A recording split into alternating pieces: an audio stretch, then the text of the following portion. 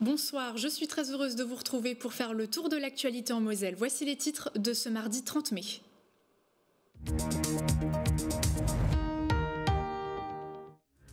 Dans cette édition, vous en apprendrez davantage sur ces animaux de la ferme qui vont investir l'esplanade de Metz les 3 et 4 juin prochains pour l'événement Macellum. Détail de la programmation dans un instant. Nous pousserons également les portes de la fromagerie de Bénestroff pour comprendre comment recruter des talents et les garder dans un contexte de pénurie de personnel. Et puis nous pédalerons avec Adeline, coiffeuse à domicile qui a choisi de se déplacer à vélo en transportant tout son matériel dans une remorque.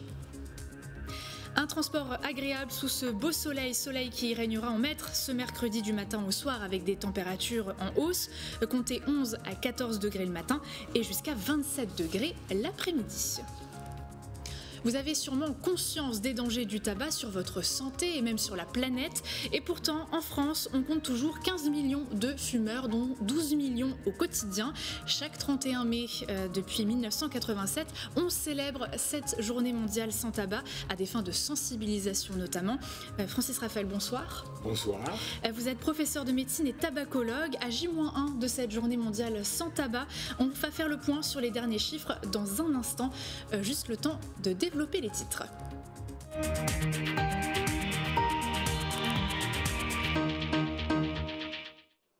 Envie de visiter la maison romaine d'Épinal, de profiter des senteurs du jardin pour la paix de Beach ou d'en apprendre davantage sur la Grande Guerre au mémorial de Verdun, le tout en utilisant le train pour vous y rendre.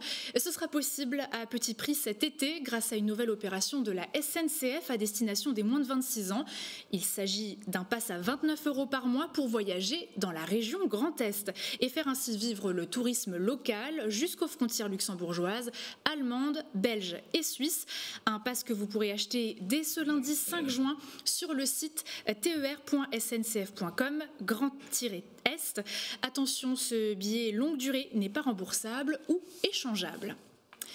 En attendant, ce sont plusieurs dizaines d'animaux de la ferme qui vont faire le voyage jusqu'à Metz les 3 et 4 juin prochains sur l'esplanade. Poules, vaches, canards ou encore chèvres. Bref, la ferme s'invitera donc en ville avec plusieurs animations. On fait le point avec Lucie Philippot. Le soleil était au rendez-vous et le public aussi. On a eu 3 grands week-ends où la plupart des spectacles étaient remplis et où on a dû pousser les murs pour essayer de faire rentrer tout le monde et que le maximum de spectateurs profitent de ces artistes magnifiques. Il y a eu 91, plus de 90 représentations, voilà, dans plus d'un quart en accès libre complètement. On est autour de 11 500 spectateurs qui sont venus voir des spectacles et puis on n'a pas pu compter tous ceux qui sont venus profiter du site.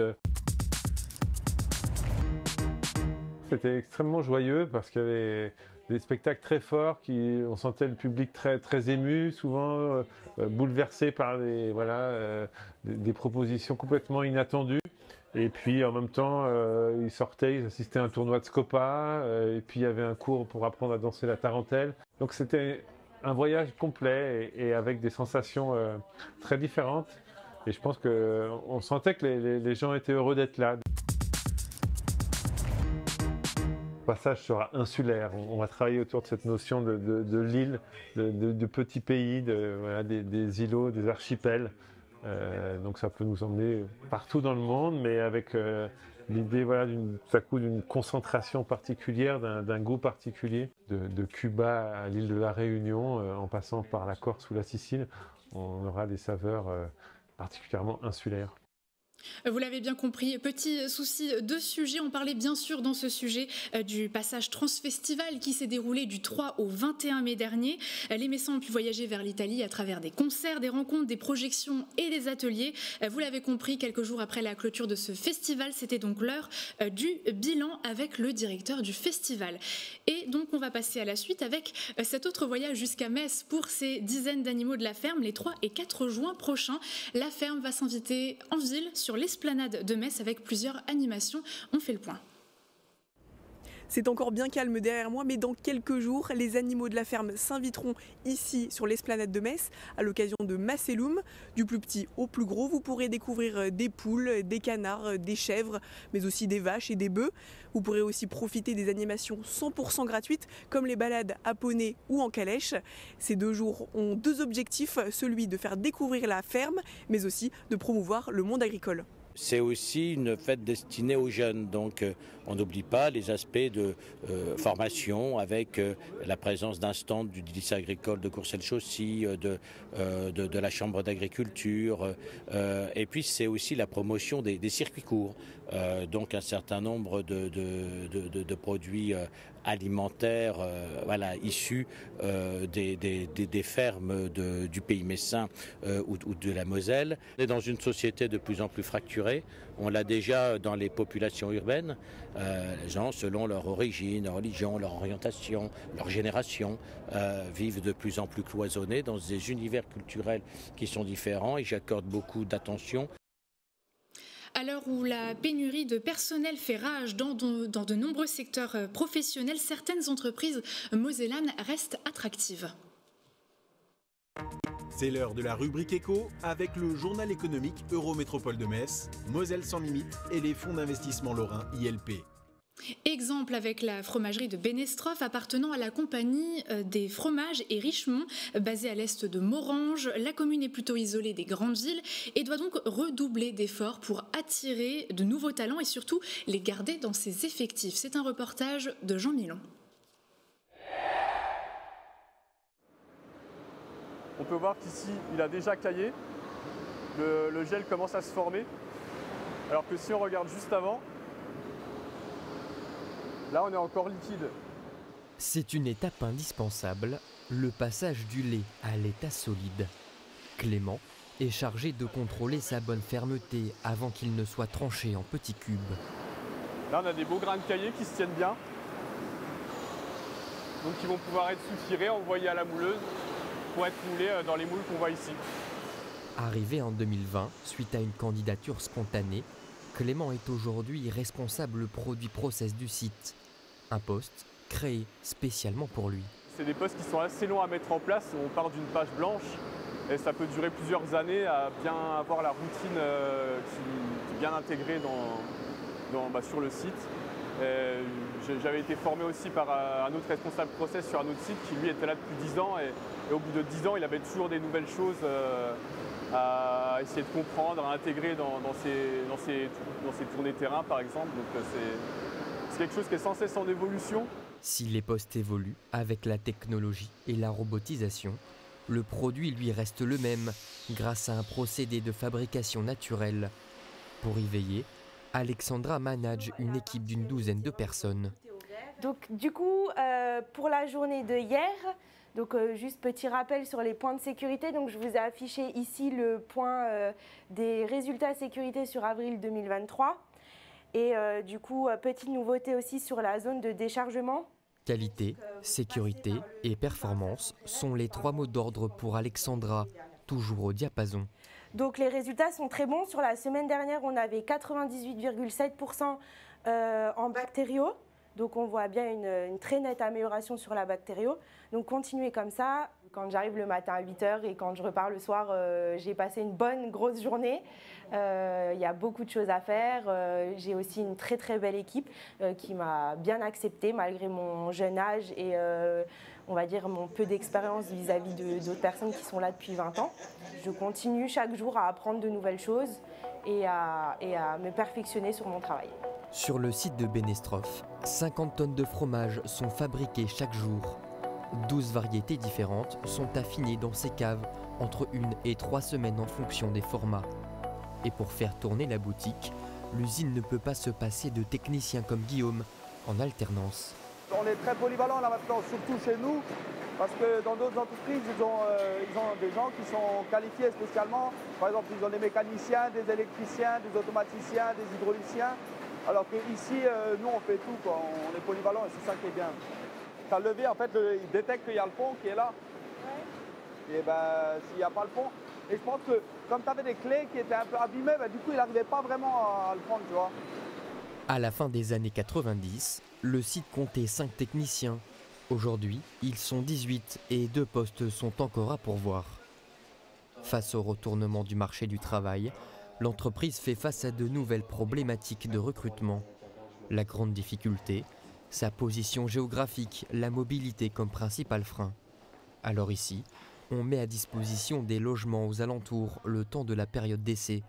Mais surtout, on propose des métiers qui ont du sens. Aujourd'hui, on est en mesure d'offrir à des jeunes à la fois des métiers variés, des métiers qui sont en lien avec un produit qui est noble et en même temps la possibilité d'évoluer dans des carrières, que ce soit de manière verticale en allant vers soit du management, soit de l'expertise, ou de manière horizontale en changeant de métier, puisque ici au sein de l'entreprise où il y a environ 200 salariés, on a un laboratoire, un service technique avec des techniciens de maintenance, des services de production, un service qualité, de l'administratif. Donc on a un panel d'emplois qui est assez intéressant pour des gens qui ont envie d'évoluer et qui aiment quand ça bouge.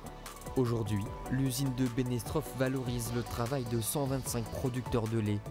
Elle représente pas moins de 40% de la production laitière du département.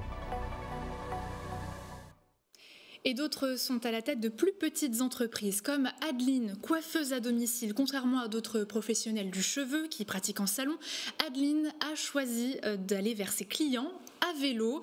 Ciseaux, sèche-cheveux, teinture, elle apporte avec elle tout ce matériel dans une remorque. Lucie Philippot l'a suivi pour nous. Été comme hiver, Adeline part au travail à vélo.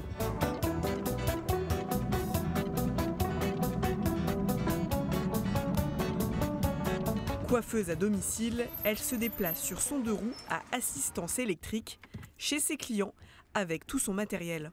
Là, j'ai ma valise avec tout mon matériel de coiffure qui me sert du coup de tabouret, de petites tablettes que je rajoute, donc tout est dedans. Et voilà mon bac à shampoing, voilà, qui se déplie, qui se met à la bonne hauteur. Bonjour Tiffany, comment ça va? Ça va et vous? Merci.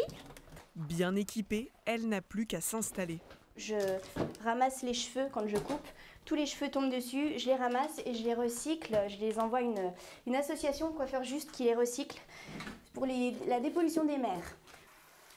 Pour maman de 3 enfants, c'est quand même beaucoup plus pratique que d'aller dans un salon. Et puis là, tu te déplaces en vélo, il y a le côté quand même écologique, moins de pollution et puis c'est super rapide en fait finalement. Très bonne journée, à bientôt Tiffany. Au revoir. Au revoir. Maintenant, c'est reparti. On passe à la suivante. Adeline s'est mise à son compte il y a bientôt 1 an. Elle exerce à 2 km autour du jardin botanique de Montigny-les-Metz. Au-delà des aspects écologiques, aller au travail est pour elle un réel avantage. Puis la facilité de circulation, c'est vrai qu'en ville, avec toutes les pistes cyclables qu'il y a, donc c'est assez facile. Le stationnement est très facile aussi. Je dépose le vélo en général en bas de chez mes clients et c'est bon. Son vélo à assistance électrique lui a coûté 8 000 €, dont une aide de 1 000 € par le gouvernement. Plombiers, mécaniciens, livreurs, de plus en plus d'entrepreneurs se mettent en selle pour satisfaire leur clientèle. Vous avez découvert son portrait sur Moselle TV la semaine dernière. Originaire de Sainte-Marie-aux-Chênes, Lady Katsan, alias Barbara Winter, a fait partie des 10 candidates en lice pour l'élection de Miss Pin-Up Grand Est. Organisée à Léménil, en Meurthe-et-Moselle, ce samedi, la jeune femme n'a pas remporté la couronne de Miss, mais est repartie tout de même avec le titre Coup de cœur du jury, proposé par l'association Team Grand Est Passion Vintage. Une très belle récompense pour cette jeune passionnée. Autre bonne nouvelle, arrêter de fumer ferait économiser en moyenne 150 € par mois. Alors avec le prix des paquets de cigarettes qui avoisinent les 11 €, cela a-t-il dissuadé les fumeurs? Réponse avec notre invité.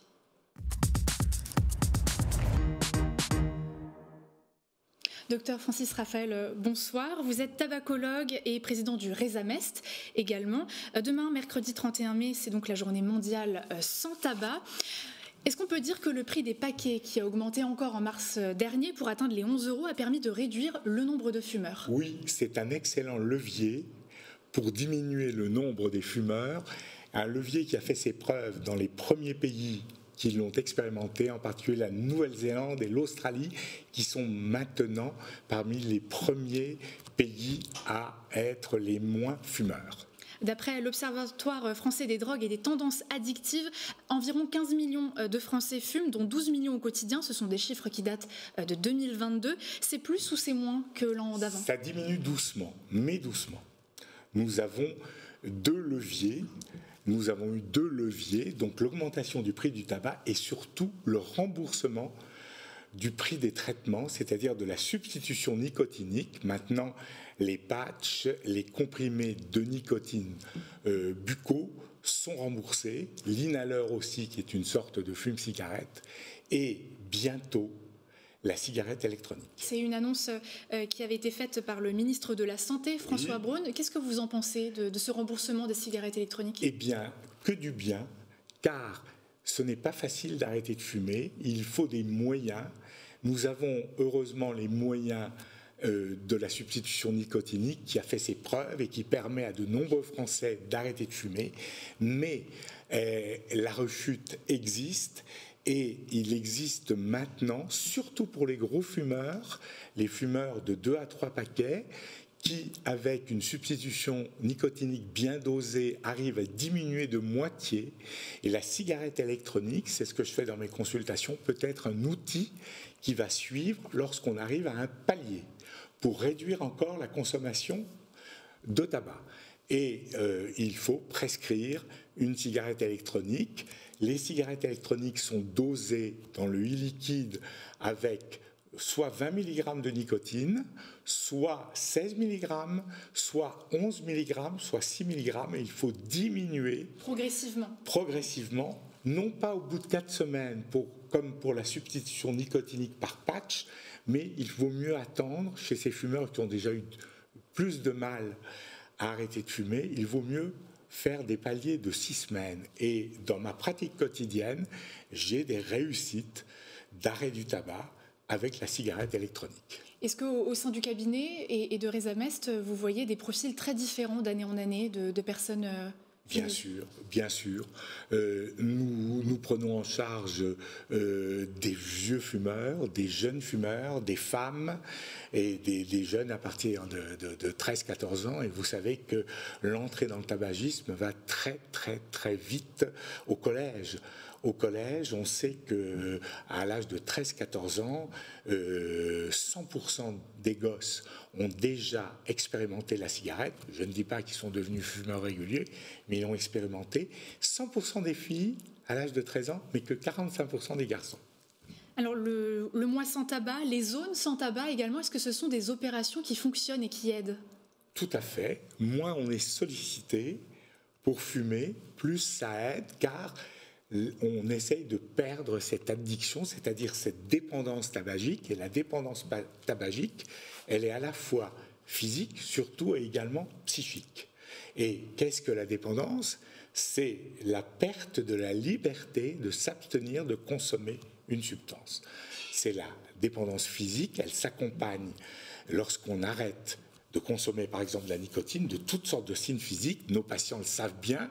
Ils sont énervés, irrités, pas touchés avec des pincettes, ils ont du mal à dormir. Et dès qu'ils arrêtent, c'est pour ça qu'on va leur prescrire une substitution nicotinique dégressive. On va leur dire de prendre 1 mg de substitution nicotinique par cigarette. Donc, il y a des patchs à 20 mg, 21 mg, 14, 25 mg, 7 mg. Encore une fois, là, c'est des paliers. Voilà, et on fera la même chose, on diminuera progressivement leur substitution nicotinique et en les aidant, en les suivant très régulièrement. Car la réussite d'un sevrage tabagique, elle dépend premièrement de la motivation du patient, qui aura été évaluée par le tabacologue. Ensuite, de la compétence du praticien, également d'un suivi psycho-comportemental dans la durée. Et il faudra avertir que la rechute existe et qu'elle peut exister surtout lors des coups durs, les accidents de la vie, un licenciement, un deuil. on tenait le coup, on ne fumait plus et on utilise la cigarette comme béquille pour ces malheurs de la vie. Mais on peut arrêter son tabagisme plusieurs fois. La rechute n'est pas inéluctable. C'est pas un échec. Voilà, c'est pas un échec. Et tôt ou tard, le patient reprendra son sevrage et arrivera à être sevré définitivement.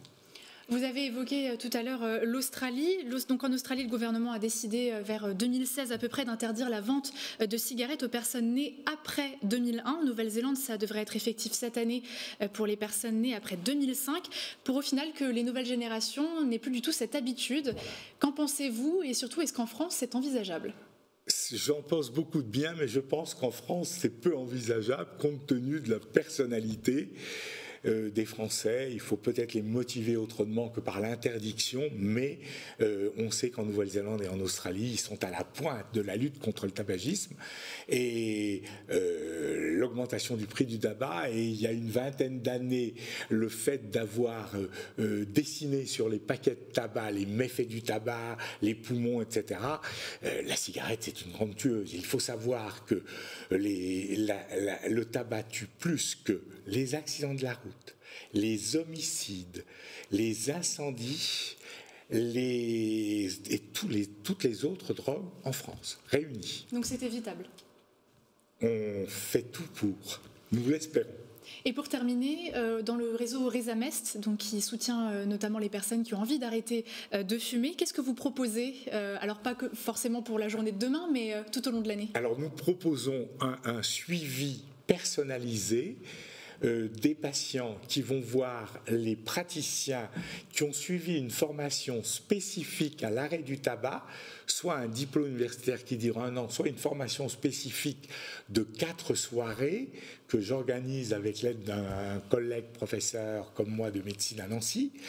Et ces 45 praticiens plus ces 25 sages-femmes, parce que les sages-femmes sont aussi tabacologues. Maintenant, les infirmières sont aussi formées. Nous en formons dans toute la Lorraine et nous faisons des formations et nous avons été les premiers à obtenir le remboursement des substituts nicotiniques et surtout lors des rechutes, des consultations gratuites pour les femmes de diététique, car chez les femmes, la rechute est surtout due à une prise de poids. On sait que l'arrêt du tabac entraîne une prise de poids d'environ 3 kilos, il faut le dire.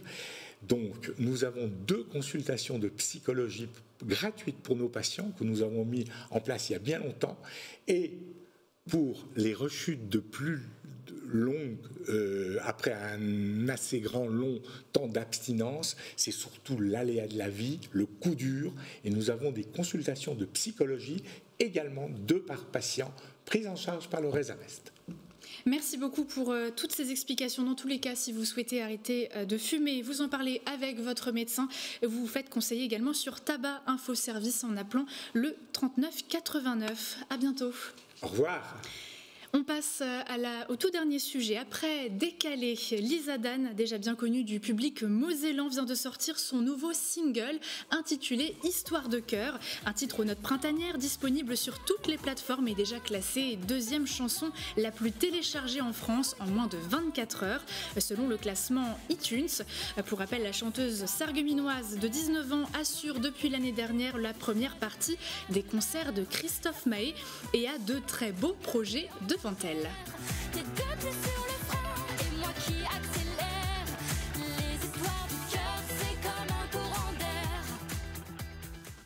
Merci de nous avoir suivis. Pour ne rien rater de l'actualité en Moselle, rendez-vous sur notre site internet moselle.tv. Retrouvez pour la suite Mathieu Anquinet pour faire le plein de sport à 18h30, suivi d'un nouveau 100% jeunesse. Très belle soirée sur Moselle TV et à demain.